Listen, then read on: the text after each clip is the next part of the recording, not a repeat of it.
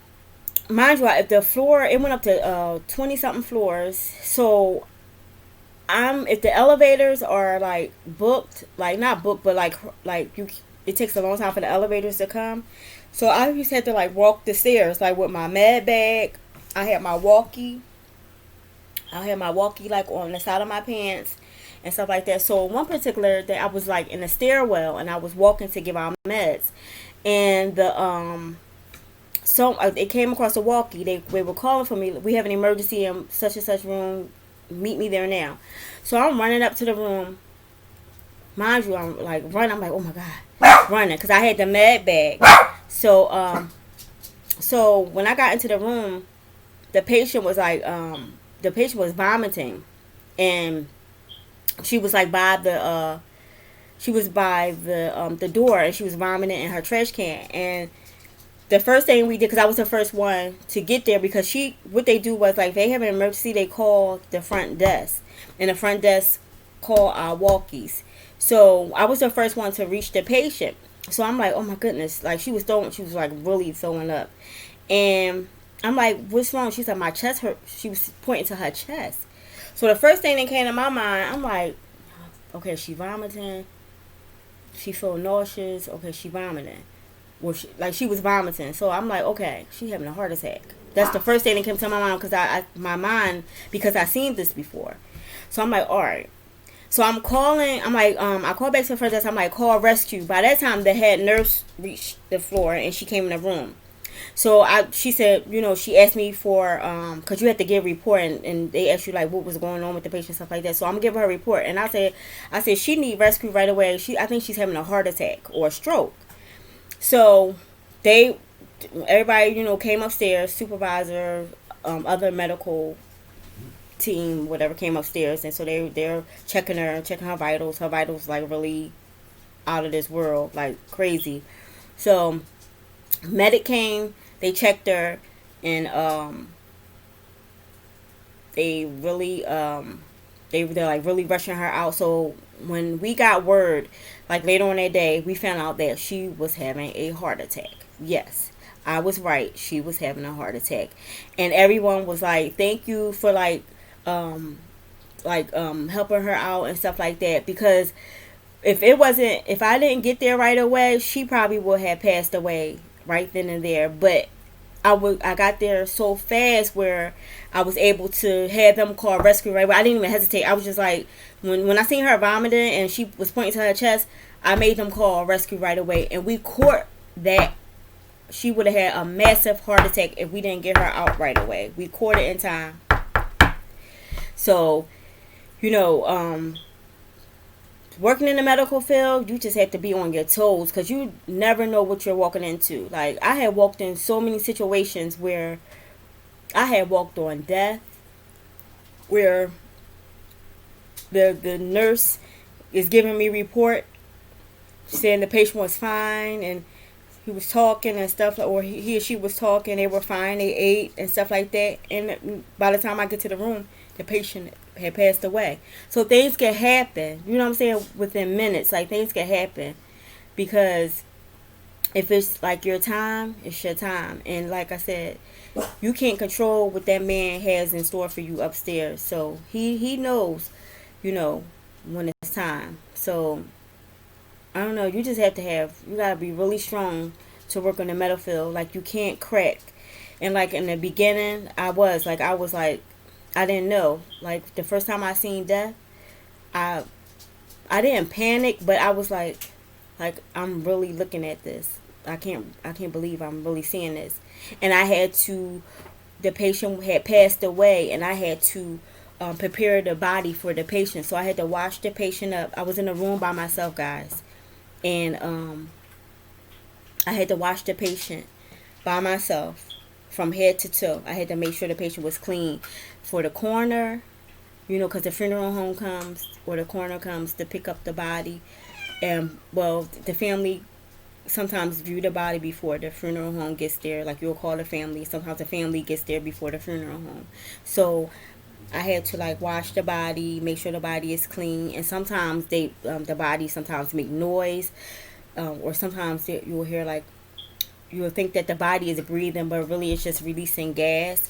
Sometimes the body releases fluid while you're, like, if you're washing. Sometimes you just have washed the body, and sometimes if you like moving the patient around, sometimes you'll see like releasing fluid sometimes. So it's like you just have to prepare yourself. And every time that I have a patient, and this young lady, she was a housekeeper, and she was very spiritual. And she said, she used to tell me, because she worked there years before I had started in one facility that I worked in, and that was the first time I ever, prepared a body for family. And she was like, always when you first walk in the room, and mind you, she's housekeeping, and she's telling me, she's like, always lift the window so that the spirit can leave the body. And I was like, wow, like that was amazing to me, the way she said, because it was like, she been through this so much, because housekeeping has to come in there too. Like once the body leave the room, they have to come in and strip the room and clean up everything. So she was used to it or whatever. She was like, always lift the window so the body could leave, so the spirit could leave the body. And I was like, wow. And that was so spiritual to me when she told me that. And every since after that, I always remember what she told me. She was pretty young. Well, she was older than me, but because I was young when I first started, she was a little older. She probably was like in her late 30s, early 40s. And she was like really nice, and me and her really hit it up really well. And from that day, me and her became friends. So she really helped me out that day, really helped me out. So I'm not gonna hold you guys that long. I'm gonna leave the video here. Please like, subscribe, comment down below. Also push that bell notification for more of my videos. The burger was excellent, guys. I ate almost the whole burger. And hit those thumbs up, and I'll see you guys next video. Bye, guys.